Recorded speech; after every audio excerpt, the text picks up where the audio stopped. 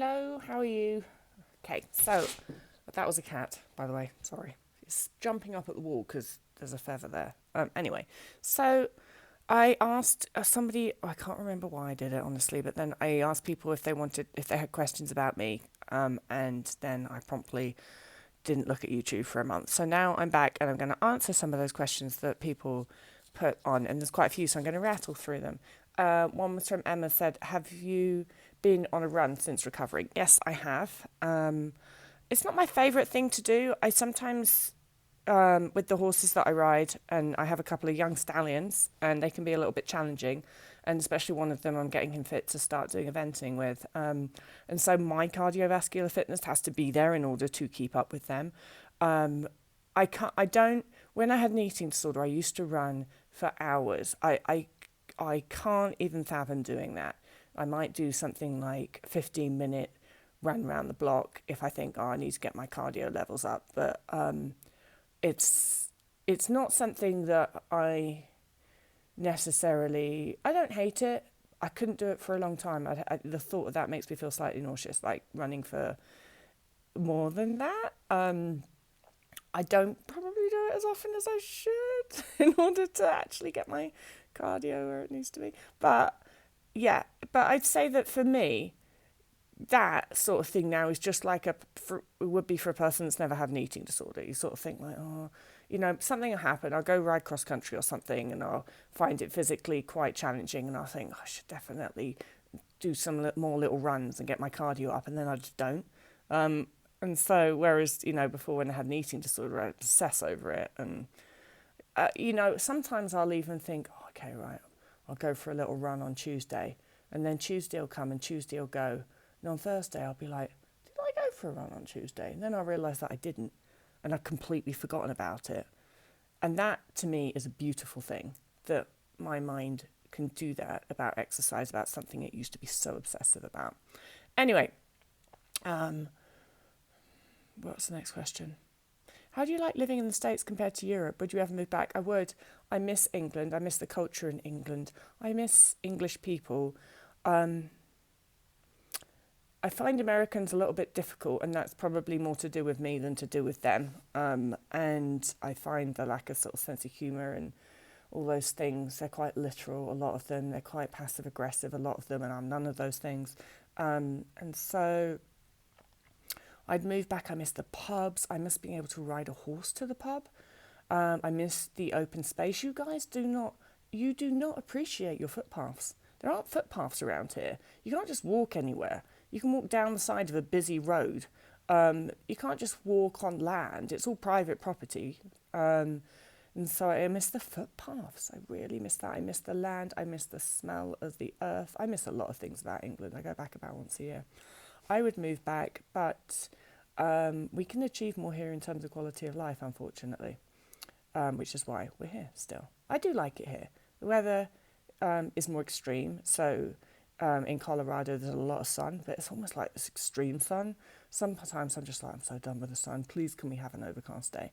And yeah, the air is fresh here and clean. Anyway.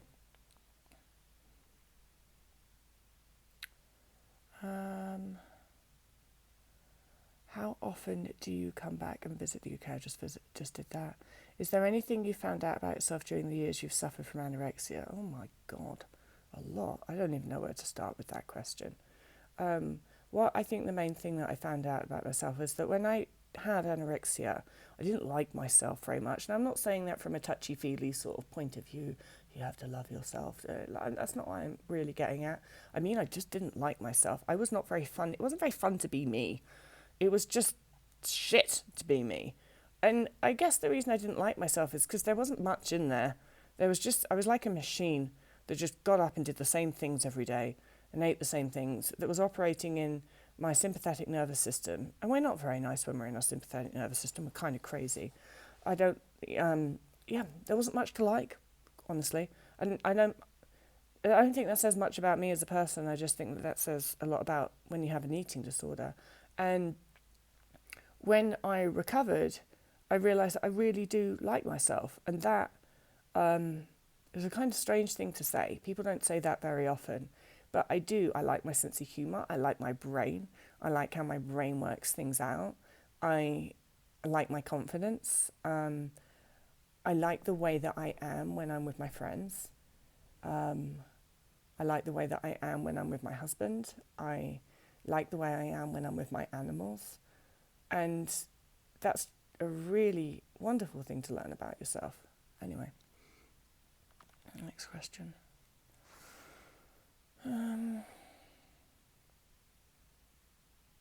How did you meet your husband? Did you go and leave Colorado? Did you go and live in Colorado because of him?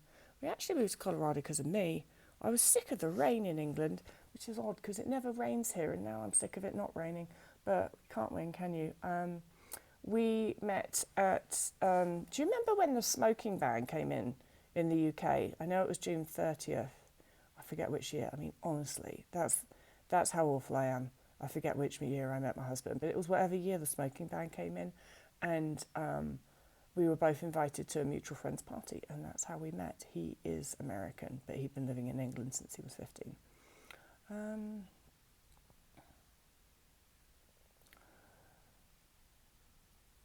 What career did you aspire to as a child? Did you enjoy school or couldn't wait to leave? Would you ever move back to the UK? I've done that one. What's your favourite colour? Green. Like hunter green. What's your favourite scent, smell? Jeez. Garlic bread. What career did you aspire to be as a child? I wanted to be a veterinarian. And my eating disorder stopped me being a veterinarian, for sure. Because when I developed an eating disorder, I stopped wanting to be a veterinarian and I started wanting to be a personal trainer. So that's what I did. And now, when I recovered from my eating disorder and I stopped wanting to be a personal trainer, I sort of wished I'd become a veterinarian, equine vet for sure. But now, having seen my equine vet, and she spends her life in her car and she's always on call and all of that, and I'm just like, I am glad I'm not a veterinarian. I think that is an equine vet is hard. They don't even make that much money really comparative to small animal vets, and they have to put so much into their equipment and their trucks and things like that. So I'm sort of glad I'm not a veterinarian. But I wish I'd had the chance. Did you enjoy school or couldn't wait to leave? I hated school. I hated it. I hated it. I do not like group learning. I don't like it. I found the whole school thing very stressful. I found the social aspect stressful. I found the learning aspect stressful, and I had these teachers. You have teachers that aren't history sheets. Oh my God. The guy would just sit there and literally, it's like the stereotypical, and in 19, blah, blah, blah. You'd be falling asleep. He was falling asleep. I think my school experience would have been very different if I'd had teachers that were actually interested in the subjects that they were teaching, but none of my teachers were. And so it was so boring and I hated it, which is a real shame because I actually now am very interested in history, and I sort of watch all of the the history stuff, and I really like it. And I think I must have been taught this in school, but I was taught it in such a boring way that I didn't want to be there. And I think that's a real shame about schools. And I do think that we need to invest in our teachers more, because I'm sure that the reason that my teachers were so burnt out was just because they were burnt out and underpaid. Exams, don't even get me started. I still have anxiety dreams about exams, but they're the best anxiety dreams because I'll be having this dream about I'm going to take my A-levels or something like that, and I'll be all stressed out about it. And I'll wake up and it's the best, because I'll wake up and I'll be like, oh, I don't have to do my A-levels. Oh my God, I love life so much. I'll just wake up and I'll just be so happy when I start the day, because I'll have had a dream when I've been stressing about exams, and then I'll wake up and there's no exams. That's the best thing about being an adult, is that there's no fucking exams. Love it.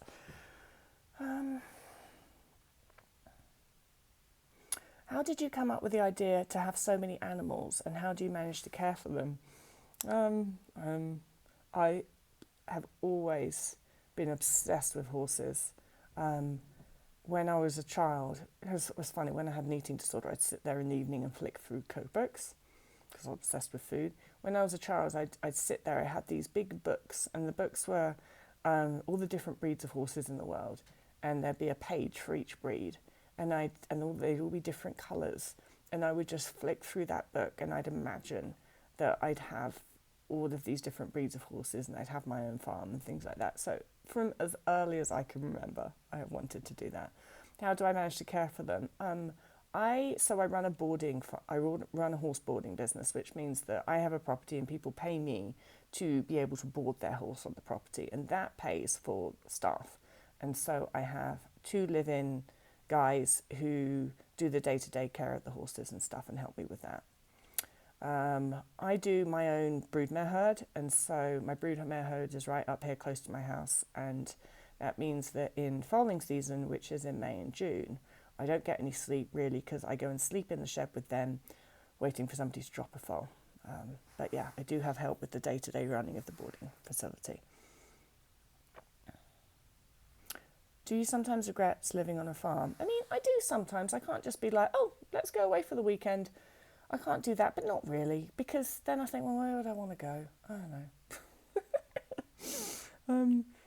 What is the most difficult topic in your marriage? Formula One, because Matt is a fan of Lewis Hamilton, and I just can't stand the guy. And I'm always rooting for Checo Perez, and I think Matt likes him as well. But I don't know, I think that Lewis Hamilton is such a douche. I can't get over the shell suits he wears, and he's always flouncing around on social media, and I think he's kind of passive-aggressive and all that stuff.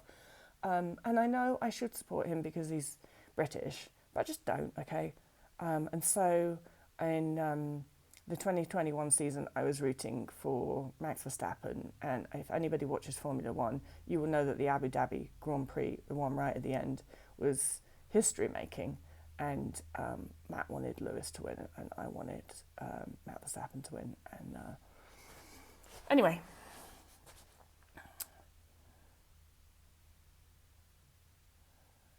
I'm not answering the eating disorder ones as much because I do that a lot. I'm trying to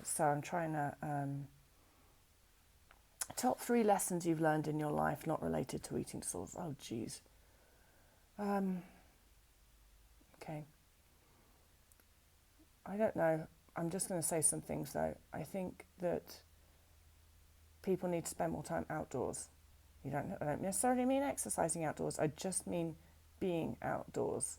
When I was a child, I would, and I was obsessed with horses, like you've already established, and there was a horse in the field behind me, and I would go and sit in the field for hours, and I was just outdoors. And I was watching this horse, but I was just also watching the trees and watching the grass. And I know that all sounds kind of quite wanky and meditation style, but I do think mentally people need to spend more time outdoors. I think that people need to spend less time on computers. I do not think that our brains are completely equipped for knowing everybody in the world and the opinions of everybody in the world. And I think that social media is responsible for a lot of mental health problems. I'm not referring to eating disorders, I'm referring to other mental health problems. And I think that people need to pursue happiness more. And that is definitely something that recovering from my eating disorder taught me. And my husband helped me with that as well. When are you going on Huberman Lab podcast? I don't even know what that is. When they ask me, I guess. How old am I? I was born. It's ridiculous. I can't just answer that question. I think I'm 42. I was born in 1981. So I'm either 41 or 42. I'd have to work that out. How many brothers and sisters? 2 sisters. What about your father? Do you get along? Yes, I do. I love my dad. He's great. We didn't get along when I had an eating disorder, but then I didn't get along with anyone when I had an eating disorder, did I? And I think that my dad just didn't know what to do with me, and I think he was really scared and he didn't know what to do with me. And that's one of the things that I love being recovered, because I love having good relationship with all the people in my family again. Because I also didn't get along with my sisters when I had an eating disorder. It's because I was a bitch.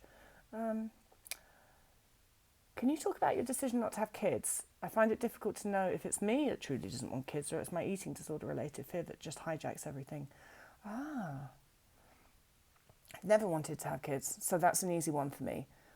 When I was like 11, 12, I would say I never want to have kids, and everybody said to me, oh, you'll change your mind. And I was like, no, I won't. And guess what? I didn't. If Matt had been desperately wanting to have kids, I would have done it. I would have put up with it for him. But thankfully, he didn't want to have kids either. And so we don't have kids. And we are really thrilled that we don't have kids because we just do what we want. Like, I have a farm, so I can't really do what I want. But you know what I mean? We can just... I honestly love not having kids. I do. I really do. And I felt that any maternal needs that I have, my animals meet that. Like, I've got this cutest little kitten, Lucy. I don't know where she is right now. But, you know, I've got all of those things. I have things to nurture. I have things to look after. I don't feel the need for kids still. I never regret that decision. I just love that, okay, so within the constraints of owning a farm with all these animals, I can really be like, in any spare time I've got, what do I want to do? What do I want to do with that time? Whereas I don't think parents can do that. I think parents are just at the whims of their children. And honestly, if you look at it from just a sort of if you just look at the situation of having kids, all right, so you're just these independent, happy people one day, and then you decide to have kids, and then you're slave to your children for the rest of your life. You look at that, and also the financial burden, you're just kind of like, that's a bit crazy, isn't it? But people do it, and I get it, and it's biology that makes us want to do it. But whatever part of that biology that did that didn't override my common sense. Because I do think it's common sense not to have kids. But on a serious note, I would find it quite stressful to have kids now with social media and stuff like that. I think parents get such a hard time now, and with, you know, I do think social media is responsible for the emergence of so many mental health conditions in kids now that's getting younger and younger and more severe mental health stuff.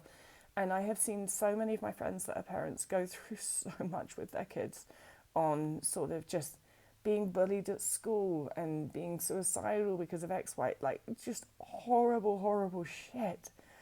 And I'm just like, you know, not opting in for any of that. I think it was different 40 years ago, but now it's too hard. Like, as a parent, your kids are exposed to everything on the internet from such a young... It's just too damn hard. It's so hard, and I'm so glad I don't have to do it.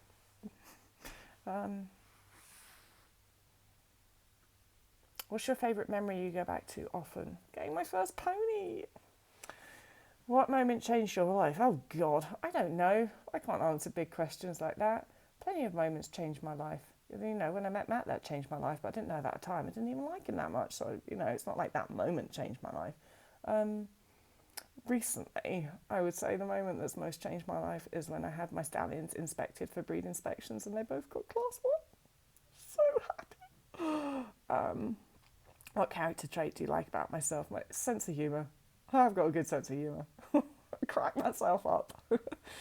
Do you think some severely sick eating disorder cannot be cured? I think that anybody who is willing and able to recover from an eating disorder can recover from an eating disorder. But those two things have to be there. Willing has to be there and able has to be there.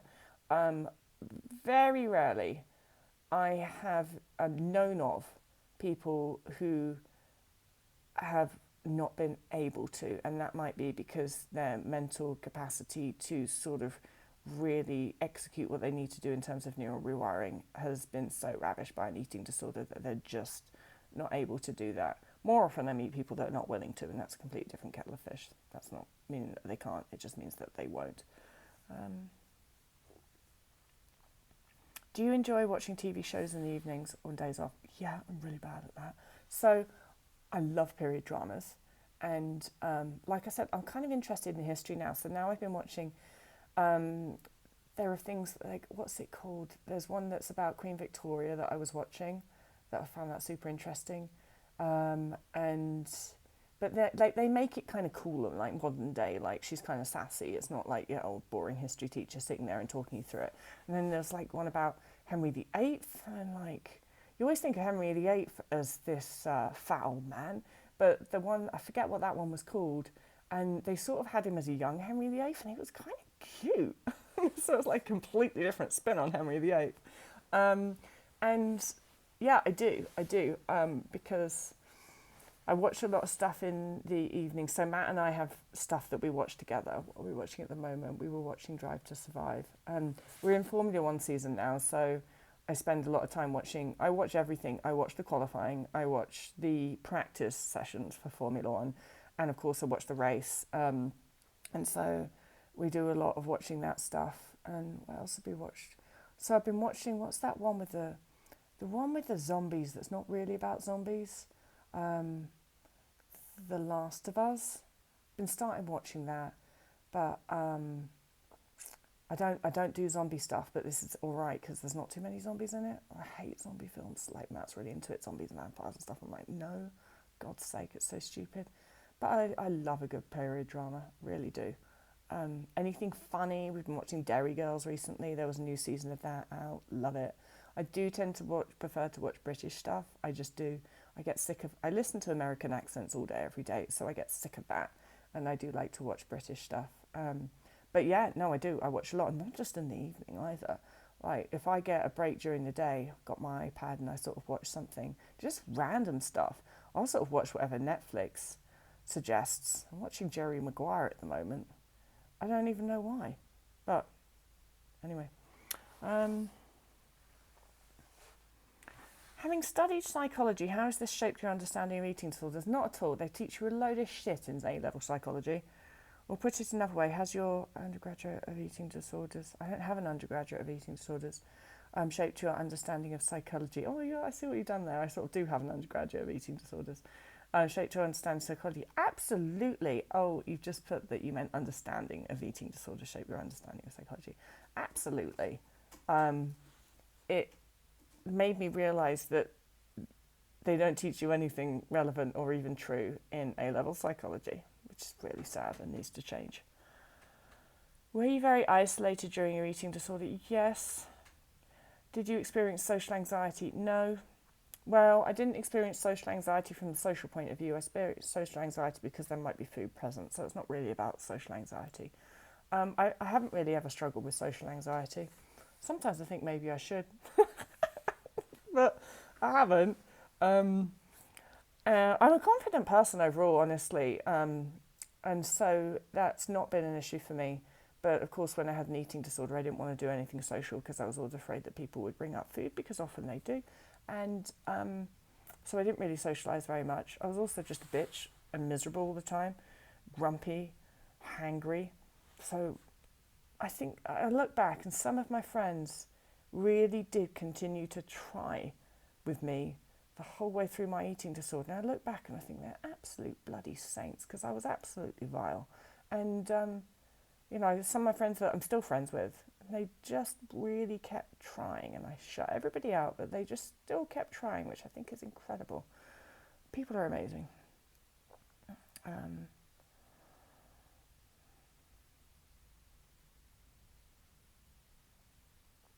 Have you applied the notion of rewiring to any other things in your life?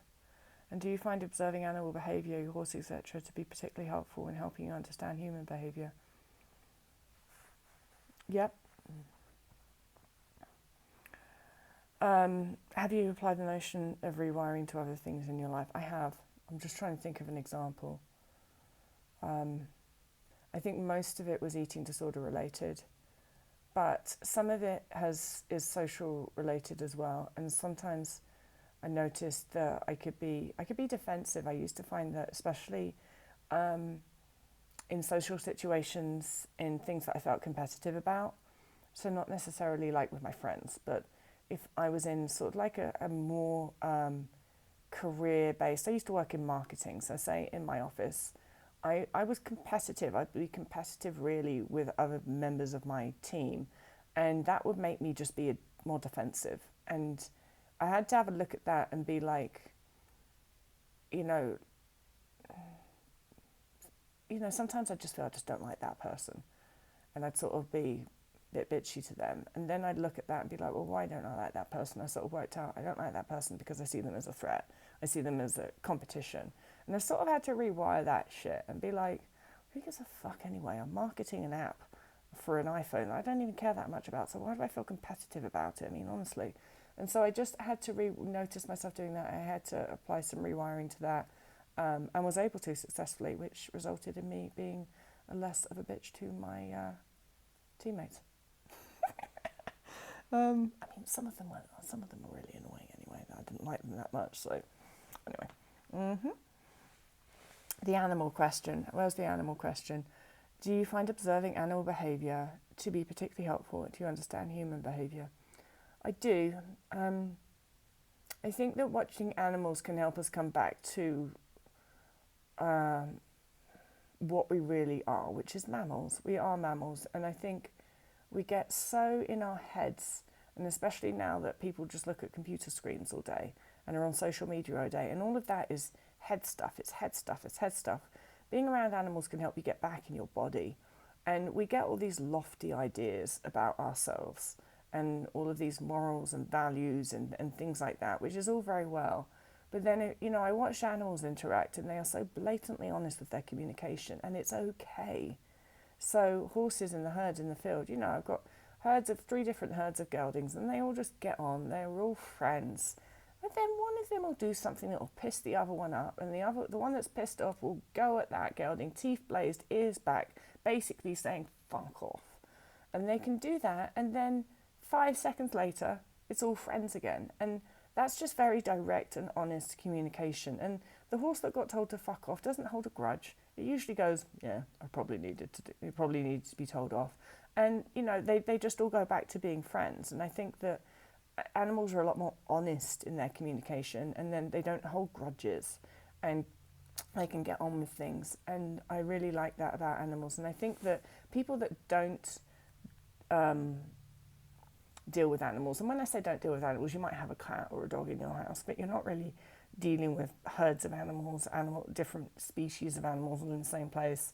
It has this sort of lovey-dovey view of how out in nature they all just get along. No, they don't. Like animals hurt each other, animals kill each other, animals are brutal. I see that because so many barn cats that I have get torn apart by coyotes. Animals will do what they need to do to survive. That's not because the coyote's a horrible coyote. It's just trying to get a meal and survive, and that meal just happened to be my beloved barn cat. But the animal world is brutal, and that's sort of like a part of it that I don't think we like to acknowledge a lot. And that's a part of it that I think we also need to learn from, because human instincts can be brutal as well. And we try and overcome that. But then also maybe if we were allowing ourselves to be a little bit more honest in our communication with each other, in our behaviour, and didn't get so in our heads about everything, then I think that maybe we'd all be a little bit happier. All right, one more.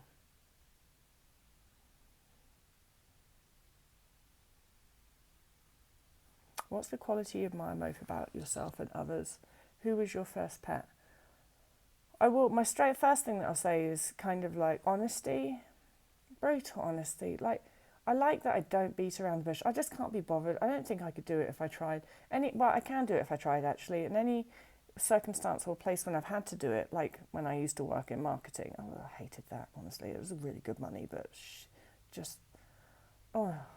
soul destroying.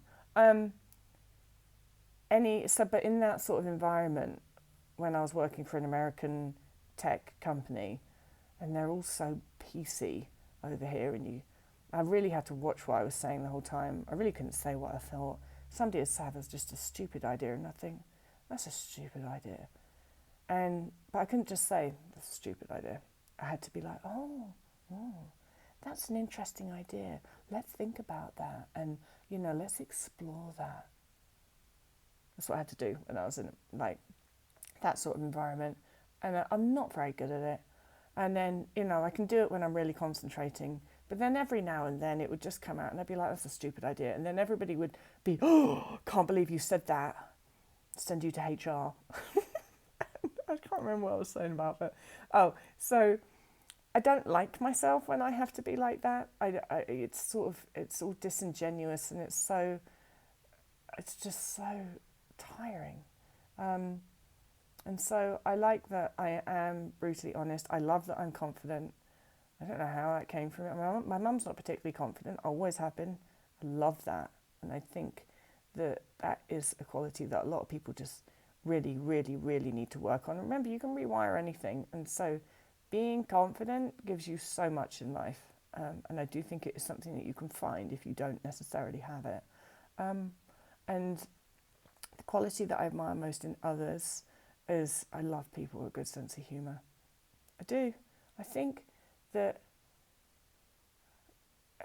as being able to laugh is so important for so many things, and I think that almost any situation, no matter how awful it is, and British people are great at this, we can find something funny about it. And when you laugh, that just shifts your nervous system. It's such a wonderful capacity that humans have.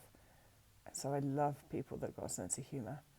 Who was your first pet? Well, so my first pet was a kitten called Spike. He was a black kitten, and I called him Spike after Spike in the Gremlins. And he disappeared after about, when they're first a kitten, you can't let them out, and then when we let him out, and it all went well, and then he disappeared after 3 weeks. And I looked for that kitten for years, honestly. It's heartbreaking, isn't it? I was just looking all around the village for Spike, and I never found him. That's not a very good story, is it? I have got over Spike now. Just about. I'm just about able to talk about Spike, but I'm over it. It's all right, guys. Don't worry, I'm not traumatized. All right, okay, bye.